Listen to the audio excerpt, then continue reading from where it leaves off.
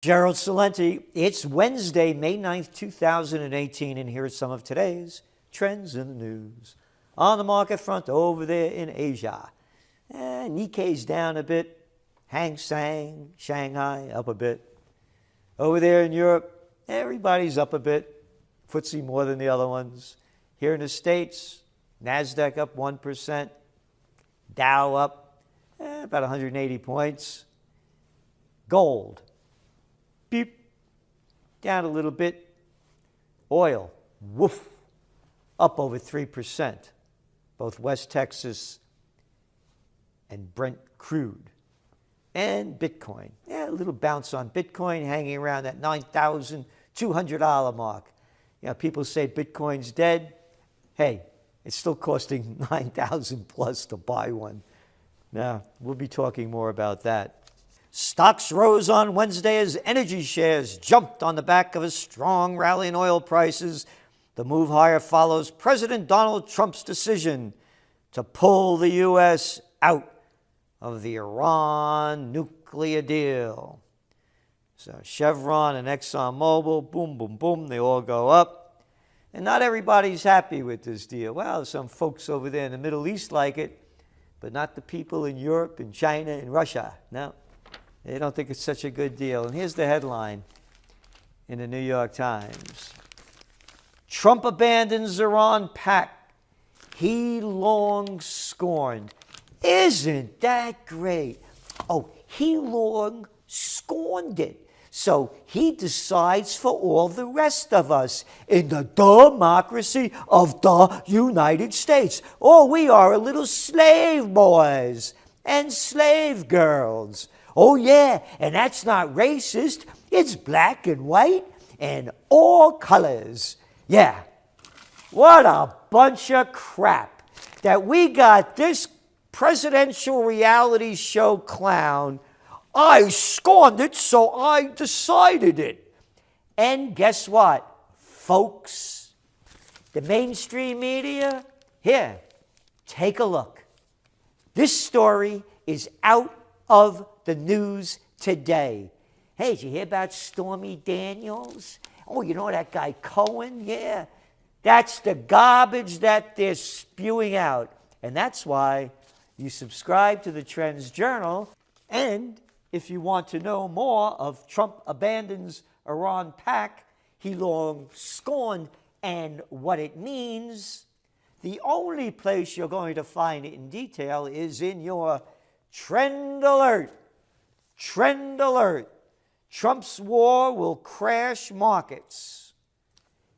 And much, much more. This is just the beginning. Already, it's been reported that an hour after Trump made that speech, Israel fired missiles into Syria, hit an Iranian base, and killed over 15 of them, according to the reports. This thing is building. Your Trend Alert puts it into perspective on what to consider watching, what to consider doing, and what to consider avoiding as this crisis worsens, again, totally out of the news. USA Today, CNN, all cartoon garbage. So moving on here, gold. Well, gold again is the ultimate safe haven, but what's going on? Those oil prices, you know what they're going to do? They're going to raise inflation. Dollar's getting stronger. That's right. Dollar's getting stronger. All those emerging market currencies that we've been warning you about that were going to go down as the dollar went up, it's happening now big time. And you got the news right here. Argentine slides towards crisis, forcing Macri to call on the IMF. The IMF, the International Mafia Federation. Hey, you think those austerity measures that Macri threw on you, you think they're tough? Well, you got to live by the austerity measures of the International Mafia Federation. We're going to steal all your money. We got to give it to the guys that lost it, and you'll pay for it. We'll cut your benefits, your pensions, and we increase your retirement age to after you die.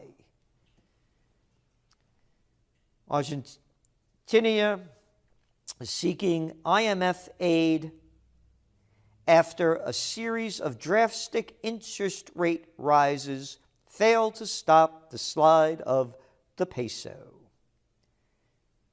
Macri, the reform-minded president, announced the approach in a televised address.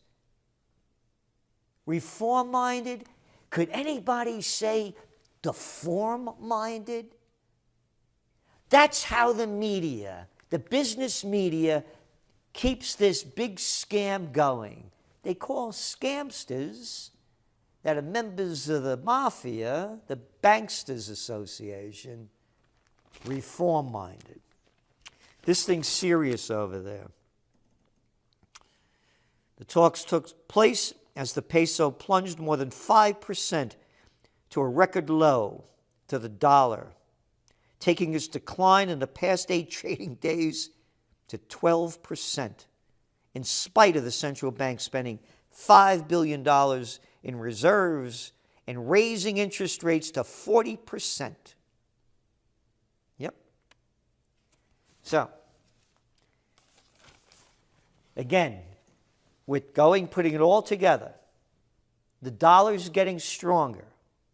The emerging markets are deep in debt, depending on whose numbers you're looking at, between $6 and $10 trillion. As restrictions keep going on and sanctions pile on to Iran, less oil is going to be going out into the market.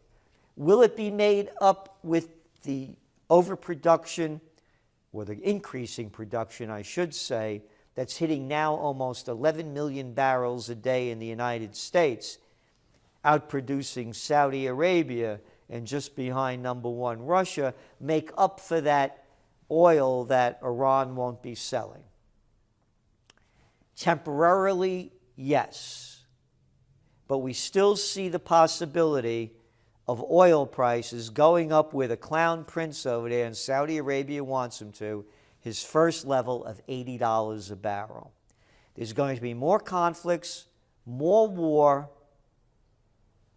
and an impact on equity markets and inflation. So as inflation goes up, the Fed over here raises interest rates more. All those emerging markets start falling down as their currency, whether it's the Indian rupee, the Argentinian peso, the Turkish lira, one after another, they're going down, and with them their economies.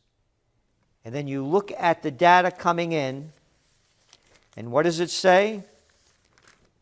Growth is weakening, trade war or no. Some important global trade indicators are suddenly pointing downward. They talk about China. They talk about the emerging markets. They talk about Europe. We're looking at weakening numbers across the globe. What we're saying is the markets cannot take a sharp hit from an outside wild card event. And that wild card event is the trump card, and it's been played.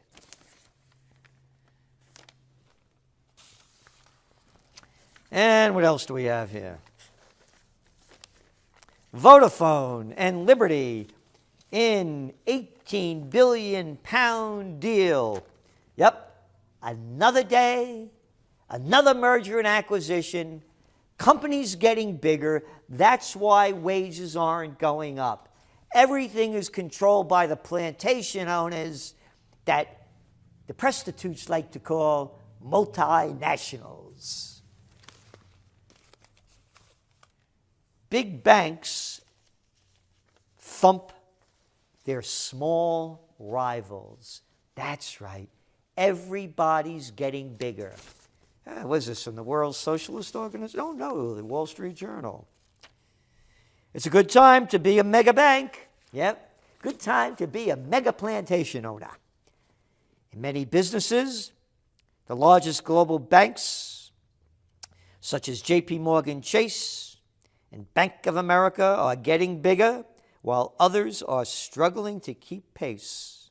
The latest example, the volatility-induced surge in first quarter stock trading revenue that smaller U.S. investment banks almost universally missed out. Everything is going to the top. We've been getting a lot of questions about Bitcoin. Where's it going? It's not going anywhere.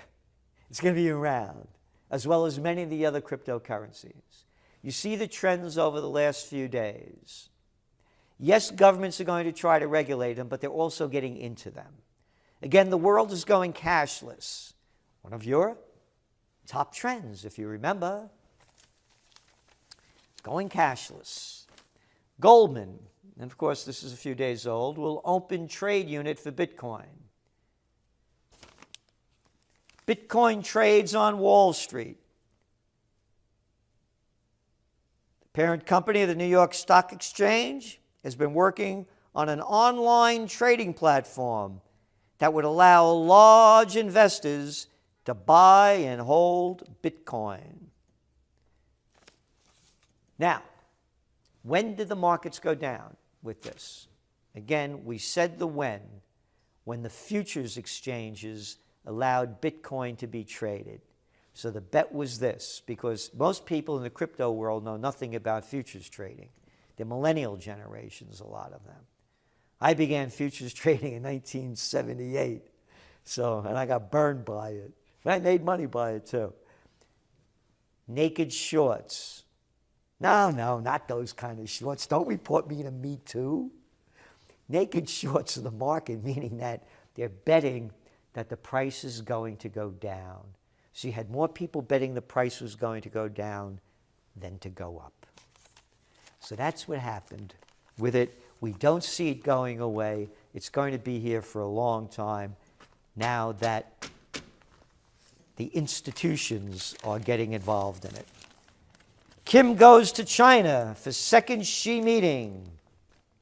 North Korean leader seeks to reassure Beijing of summit with Trump. Put this into perspective. Trump's taking all the credit. China's right next to North Korea, Russia's right on top of it. Xi has a lot of say in this. And during the meeting, Mr. Kim indicated he would pursue denuclearization in return for security assurances. As long as relevant parties eliminate the hostile policy and security threats against North Korea does not need to have nuclear weapons, and denuclearization is achievable, Mr. Kim was quoted by the Chinese news agency. But he's asking for assurances from China that this happens. And speaking of the lovely words of war, UN finds Afghan attack hit children the hardest. They're only Afghan children.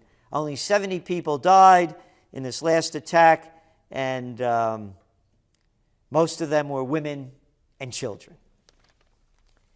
U.S. report points to setbacks in Afghanistan. Setbacks in Afghanistan? Hey guys, all you people that love the military and says you're going to win, you've been at it for 17 years and they just said you're going backwards. And what did it cost so far?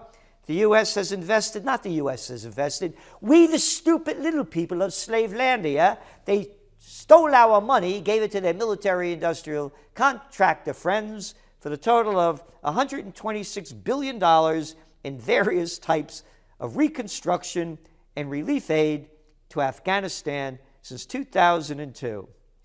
And the U.S. has spent more than $78 billion trying to build up the country's army and police force. Another failure a government in name only in Afghanistan, a city on the brink. It's either guns or butter. You know my saying, the business of China is business, and boy, they're making it known. The business of America is war. Hey, Trump did great with the Iran deal, huh? Either guns or butter. And America's going for the guns, and the people are losing their butter. Peace has become a dirty word.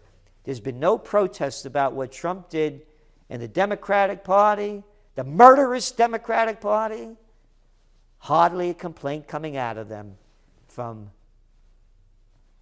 Trump scratching out of the Iran deal.